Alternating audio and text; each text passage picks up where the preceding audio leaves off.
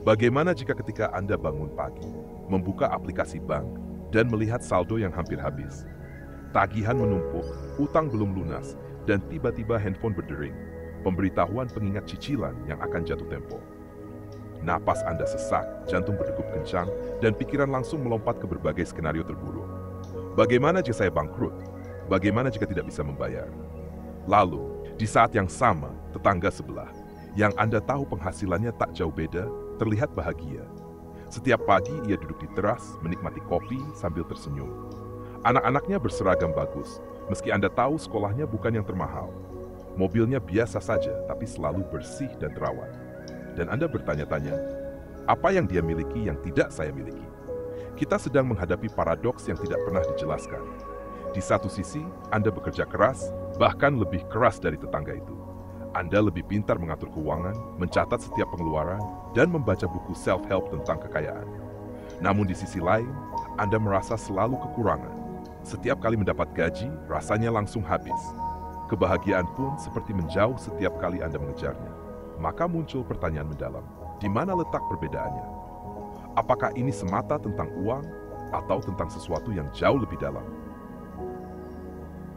Pertanyaan-pertanyaan berikut menggali lebih jauh. Mengapa dua orang dengan penghasilan sama bisa memiliki pengalaman hidup yang berbeda 180 derajat? Apa yang terjadi di dalam otak dan tubuh ketika kita bersyukur versus ketika kita mengeluh? Bagaimana mungkin perasaan syukur bisa mengubah realitas finansial seseorang? Ini bukan sekadar pertanyaan filosofis biasa. Ini adalah eksperimen pikiran yang akan membalikkan cara Anda melihat uang, kelimpahan, dan hidup itu sendiri. Sebuah kisah nyata yang tidak pernah dipublikasikan datang dari penelitian di Universitas California. Mereka membagi peserta ke dalam dua kelompok. Kelompok A diminta menuliskan keluhan setiap hari, sedangkan kelompok B menuliskan rasa syukur setiap hari. Setelah 3 bulan, kelompok A melaporkan lebih banyak stres, kurang tidur, dan masalah kesehatan. Sementara kelompok B tidak hanya merasa lebih bahagia, namun 37% dari mereka juga mengalami kenaikan gaji atau mendapat sumber pendapatan baru tanpa aktif mencarinya. Apa artinya ini? Apakah bersyukur bisa menarik uang, ataukah ada mekanisme lain yang lebih dalam? Namun, sebelum sampai ke jawabannya, Anda perlu tahu satu hal penting. Anda telah tertipu selama ini. Anda diajari bahwa uang adalah hasil kerja keras, kelimpahan harus dikejar, dan syukur adalah sesuatu yang Anda lakukan setelah sukses. Tapi bagaimana jika semua itu salah? Bagaimana jika uang adalah energi yang merespons getaran emosi Anda? Bagaimana jika kelimpahan bukan sesuatu yang harus dikejar, melainkan sesuatu yang harus diizinkan? Dan bagaimana jika syukur bukan hasil dari kelimpahan, melainkan penyebabnya? Ada beberapa tanda yang menunjukkan bahwa Anda terjebak dalam mentalitas kekurangan. Anda sering menghitung apa yang tidak Anda miliki. Setiap kali menerima uang, pikiran langsung melompat ke, ini pasti cepat habis. Dan Anda merasa iri saat melihat orang lain sukses. Kenyataan paling mengejutkan adalah, Anda tidak kekurangan uang, Anda kekurangan syukur. Namun ini baru permulaan. Karena pertanyaan sejatinya adalah, bagaimana cara menggunakan energi syukur bukan sekadar untuk merasa baik, tapi untuk menciptakan kelimpahan nyata? Jawabannya akan membawa kita menyelam lebih dalam ke dalam sains di balik syukur dan manifestasi, ritual kuno para mistikus untuk menarik kekayaan, cara kerja otak saat bersyukur dibandingkan saat mengeluh, serta rahasia bagaimana orang-orang biasa bisa mengalami perubahan finansial yang dramatis.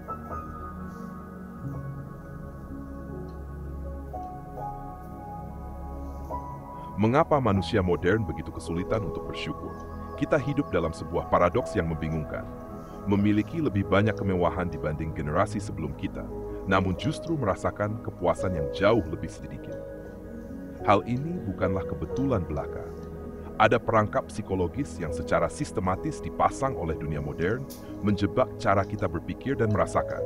Salah satu penyebab utamanya adalah scarcity mindset, atau mentalitas kekurangan, yang diwariskan secara turun-temurun.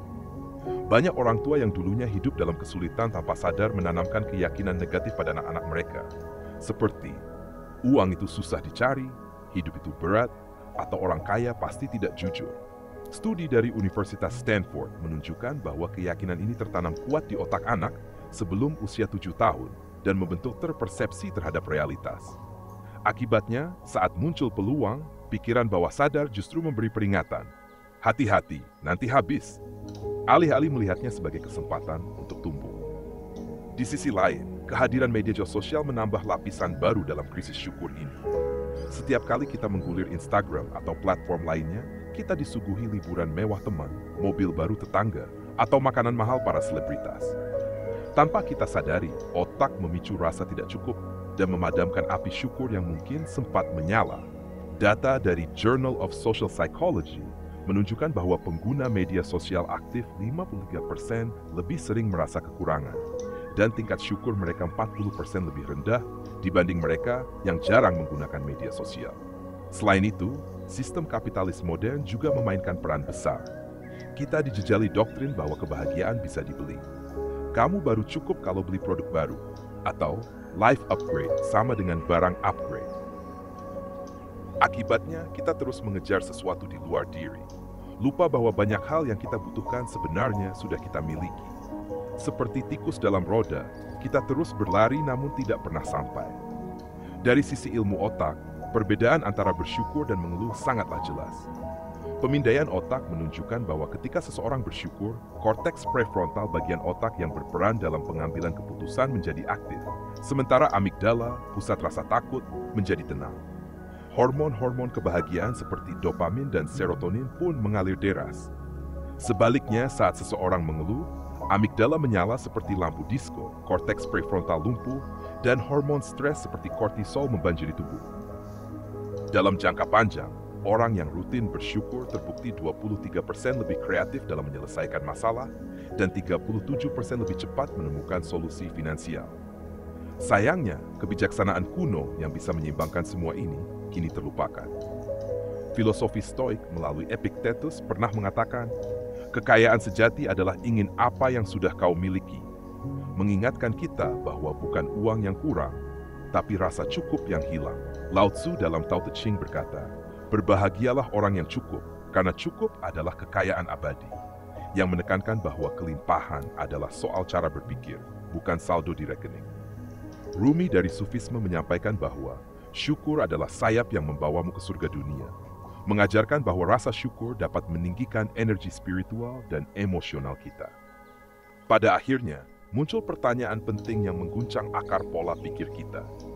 Bagaimana jika masalah keuangan Anda bukan terletak pada jumlah uang, tapi pada frekuensi energi Anda? Bagaimana jika rezeki sebenarnya melimpah, namun terus ditolak oleh pikiran yang dipenuhi rasa kurang? Dan bagaimana jika kunci kekayaan bukanlah kerja keras semata, melainkan kesadaran untuk bersyukur? Kita telah menggali akar dari persoalan ini. Dan kini saatnya menyadari bagaimana semua ini perlahan merusak hidup kita tanpa kita sadari.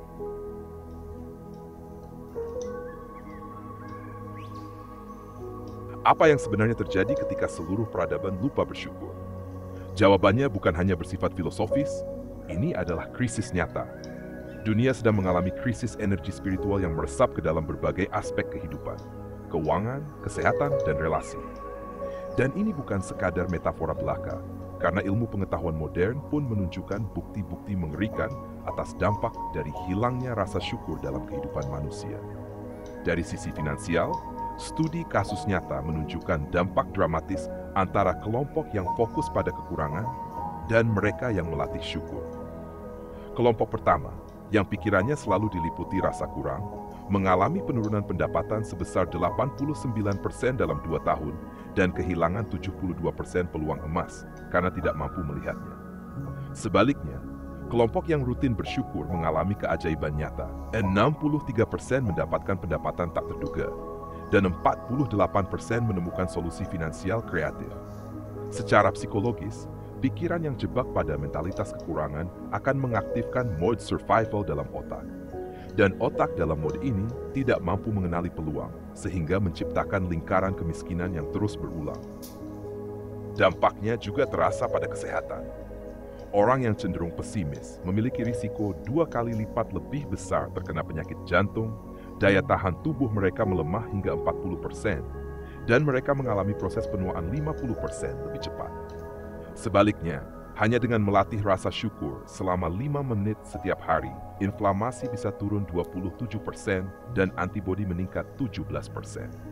Ini karena rasa syukur secara fisiologis meningkatkan variabilitas detak jantung atau HRV, sebuah indikator bahwa tubuh memiliki ketahanan stres yang lebih tinggi dan lebih fleksibel dalam menghadapi tantangan. Namun, krisis syukur juga menyentuh aspek relasi manusia. Di era di mana koneksi digital tersedia 24 jam selama 7 hari, 60% milenial justru merasa lebih kesepian dibanding generasi sebelumnya. Akar dari fenomena ini adalah rasa tidak pernah cukup yang terus dipupuk oleh budaya konsumerisme dan pembanding di media sosial. Ketika kita lupa bersyukur, kita sulit menikmati yang ada. Kita selalu merasa ada yang lebih baik di luar sana, menciptakan fenomena swipe right culture, terus mencari, namun tak pernah menemukan rasa puas yang sejati. Tak hanya itu, krisis syukur juga membunuh kreativitas. Dalam sebuah eksperimen, kelompok yang diminta mengeluh selama 5 menit mengalami penurunan kemampuan menyelesaikan masalah sebesar 34%. Sebaliknya, kelompok yang diminta menuliskan 3 hal yang disyukuri menunjukkan peningkatan kreativitas hingga 61%. Neuroscience menjelaskan bahwa rasa syukur memperluas bandwidth kognitif kita, memberi lebih banyak sumber daya mental untuk berpikir inovatif dan solutif. Kondisi ini pun memicu siklus emosi berbahaya yang makin memperdalam luka kolektif. Melihat orang lain sukses menimbulkan iri, lalu iri berubah menjadi kemarahan pada diri sendiri. Kemarahan ini mendorong tindakan gegabah yang berujung pada kegagalan. Kegagalan lalu menguatkan keyakinan bahwa dunia tidak adil. Ini adalah pola yang terus berulang, kecuali frekuensi energi kita diubah. Seperti yang dikatakan Nikola Tesla, jika Anda ingin memahami alam semesta, pikirkan dalam hal energi, frekuensi, dan getaran. Rasa syukur beroperasi pada frekuensi tinggi, sedangkan rasa iri dan amarah berada di frekuensi rendah. Dan secara tidak sadar, kita selalu menarik hidup yang sesuai dengan frekuensi yang kita pancarkan. Untuk itu, latihan diagnostik sederhana bisa membantu menyadari posisi kita. Coba sehari tanpa mengeluh, apa yang terasa, atau jalani hari dengan penuh syukur. Perhatikan perubahan kecil apa yang terjadi. Lihat juga lingkungan sekitar, berapa banyak iklan yang membuat kita merasa kurang, dan berapa banyak konten yang mengajak kita untuk bersyukur. Audit emosi kita selama 1 jam saja, berapa kali kita dipenuhi pikiran negatif, dan berapa kali kita benar-benar merasa cukup. Semua ini membawa kita pada pertanyaan yang mengguncang akar persepsi. Bagaimana jika krisis finansial Anda sebenarnya adalah cerminan dari krisis syukur? Bagaimana jika tubuh Anda yang sedang sakit hanyalah cara tubuh berteriak minta dihargai? Dan bagaimana jika kesepian Anda adalah alarm dari semesta bahwa Anda telah lupa mensyukuri apa yang sudah ada? Namun jangan khawatir, selalu ada harapan. Rahasia transformasi besar melalui kekuatan syukur akan diungkap di bagian selanjutnya.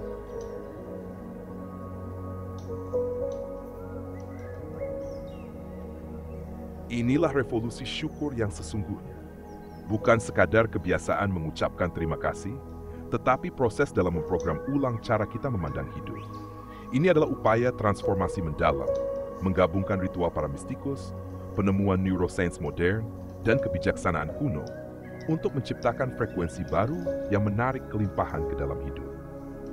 Senjata pertama dalam revolusi ini adalah syukur radikal, sebuah pendekatan yang diperkuat oleh eksperimen Dr. Robert Emmons dari UC Davis. Dalam studi tersebut, para peserta diminta menuliskan 5 hal yang ekstrem untuk disyukuri setiap hari. Hal-hal mendasar seperti bisa bernapas atau memiliki akses air bersih. Hasilnya mengejutkan. Dalam 21 hari, tingkat kebahagiaan meningkat 28%, energi melonjak, dan bahkan 16% dari mereka menerima lebih banyak tawaran bisnis. Cara praktisnya sangat sederhana. Saat bangun tidur, ucapkan syukur atas detak jantung, tidur yang nyenyak, dan kesempatan hidup. Ketika stres melanda, tanyakan pada diri sendiri, apa yang masih bisa aku syukuri dari situasi ini? Senjata kedua adalah abundance journaling, sebuah teknik pencatatan harian yang menggabungkan rasa syukur dengan pengamatan atas berkah tak terduga. Dengan mencatat hal-hal sederhana, seperti kopi hangat di pagi hari, email dari klien, atau pelajaran di penghujung hari, dalam 30 hari, kita mulai melihat peluang yang sebelumnya tersembunyi di balik kebisingan mental. Berikutnya adalah neurosync gratitude, sebuah teknik sinkronisasi tubuh dan pikiran dengan elemen dari timur dan barat. Proses ini melibatkan menaruh tangan di dada, melakukan napas 4-7-8, dan membayangkan cahaya emas memenuhi tubuh sambil bersyukur. Hasil pemindaian MRI menunjukkan bahwa kombinasi ini mampu mengaktifkan lobus frontal 3 kali lebih kuat dibanding praktik syukur biasa, menjadikannya booster mental yang sangat kuat. Senjata keempat adalah Gratitude Walk, sebuah kebiasaan sederhana namun revolusioner. Terinspirasi dari rutinitas tokoh jenius seperti Tesla dan Einstein, metode ini dilakukan dengan berjalan kaki selama 20-30 menit sambil menyadari 5 hal indah di sekitar. Mengingat 3 pencapaian kecil hari itu dan mencari satu kesulitan yang ternyata menjadi berkah tersembunyi. Latihan ini memperkuat jaringan saraf default mode network, pusat kreativitas dan intuisi dalam otak. Senjata kelima adalah ritual pelepasan, ditujukan untuk menyembuhkan luka finansial dan trauma masa lalu terkait uang. Caranya adalah dengan menulis pengalaman buruk terkait uang, lalu membakarnya atau merobeknya sambil mengucapkan terima kasih atas pelajarannya. Setelah itu, kita mengganti energi lama dengan afirmasi syukur yang membangun, seperti uang mengalir padaku dengan cara yang mengejutkan. Berbagai kasus nyata membuktikan kekuatan transformasi ini. Budi, seorang pengusaha yang bangkrut, mulai rutin menjalankan abundance journaling dan gratitude walk. Dalam 3 bulan, ia menemukan investor tanpa mencarinya dan bisnisnya bangkit lebih kuat dari sebelumnya. Siti, seorang karyawan yang tertekan, melakukan neurosync gratitude tiap pagi dan hasilnya sangat nyata. Ia mendapatkan promosi tak terduga dan hubungan keluarganya membaik. Namun perlu diingat, setiap revolusi membawa gejolaknya. Saat memulai praktik ini, pikiran Anda mungkin akan melawan dan berkata, ini tidak logis. Orang-orang di sekitar mungkin akan mencibir. Syukur saja tidak cukup. Bahkan emosi lama yang tertimbun, seperti marah atau sedih, bisa muncul ke permukaan. Tapi ini semua adalah bagian dari proses. Seperti api yang memurnikan logam, transformasi sejati harus melewati penolakan dan konfrontasi dengan diri sendiri. Langkah terakhir dari revolusi ini, menyelami kebenaran terdalam tentang hukum syukur, dan bagaimana ia menjadi pintu masuk menuju kehidupan penuh kelimpahan.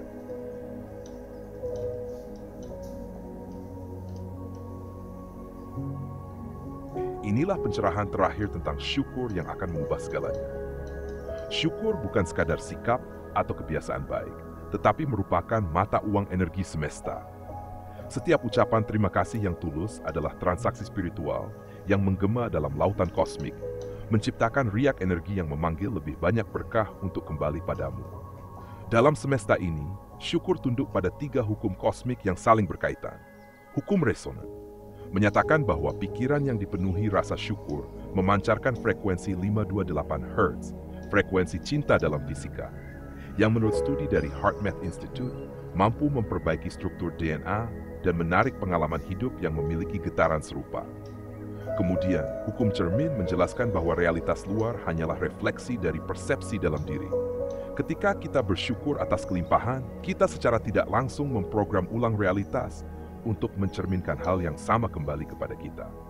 Sedangkan hukum sirkulasi mengajarkan bahwa syukur membuka katup energi, seperti sungai yang semakin deras mengalir saat ia memberi, dan justru semakin banyak menerima ketika ia terus berbagi.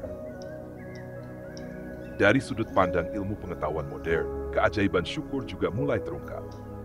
Efek quantum entanglement yang ditemukan oleh Universitas Geneva menunjukkan bahwa otak orang yang bersyukur bisa tersinkronisasi secara energi dengan orang lain, menciptakan jaringan positif yang saling terhubung. Selanjutnya, praktik syukur selama 30 hari terbukti memicu neurogenesis, pertumbuhan neuron baru di hipokampus, serta mempercepat koneksi saraf. Tak hanya itu, dalam kondisi syukur yang mendalam, otak memancarkan gelombang gamma 40 Hz, frekuensi yang sama dengan saat alam semesta berada dalam ekspansi, menjadi dasar ilmiah dari apa yang sering disebut sebagai hukum tarik-menarik atau law of attraction. Untuk masuk lebih dalam ke dalam energi syukur ini, terdapat sebuah ritual akhir yang disebut The Gratitude Vortex, sebuah pusaran energi syukur yang membuka gerbang kelimpahan. Ritual ini dimulai dengan quantum gratitude. Di pagi hari, ambil segelas air, ucapkan 5 hal yang disyukuri sambil menarik napas dalam, lalu minum air tersebut untuk memprogram tubuh secara seluler. Di malam hari, lanjutkan dengan praktik abundance magnetism. Tuliskan 3 berkah tak terduga yang hadir hari itu. Rasakan syukurnya meresap ke seluruh tubuh. Dan bayangkan tubuhmu sebagai magnet emas yang menarik lebih banyak kebaikan. Sebagai penutup, lakukan cosmic thank you. Pandanglah langit malam dan ucapkan dengan sepenuh hati, terima kasih alam semesta atas kelimpahanku. Aku terbuka untuk menerima lebih. Tanda-tanda transformasi akan muncul perlahan namun pasti. Keajaiban kecil mulai terjadi. Orang asing tiba-tiba menawarkan bantuan. Ide-ide cemerlang datang saat kamu santai, dan uang mengalir dari sumber-sumber tak terduga. Karena kebenaran paling radikal adalah ini. Kelimpahan bukanlah tujuan akhir, melainkan efek samping dari kesadaran yang penuh syukur. Kita tidak sedang mengejar uang, melainkan mengejar frekuensi yang secara alami menarik uang dan berkah lainnya dalam hidup. Dan pada akhirnya semesta pun berbicara melalui pesan hening namun dalam. Anakku, kau telah lama mencari di luar, padahal kuncinya ada dalam syukurmu. Setiap terima kasih adalah doa, setiap sikap cukup adalah undangan, setiap rasa syukur adalah magnet. Kini pilihan ada padamu, terus mengutuk kegelapan atau menyalakan lilin syukur. Kini, kamu berdiri di ambang batas, kembali ke dunia keluhan yang lama, atau melangkah ke realitas baru, di mana syukur menjadi bahasa, kunci, dan mata uang utama. Pilihlah dengan berani, karena alam semesta sedang menunggumu. Terima kasih sudah menonton sampai akhir. Jika video ini bermanfaat, bagikan kepada orang-orang terdekat, dan jangan lupa subscribe untuk mendukung channel ini. Tinggalkan juga komentar atau pemikiran Anda di bawah. Saya selalu senang membacanya. Semoga hari Anda dipenuhi kebahagiaan dan energi positif. Sampai jumpa di video berikutnya.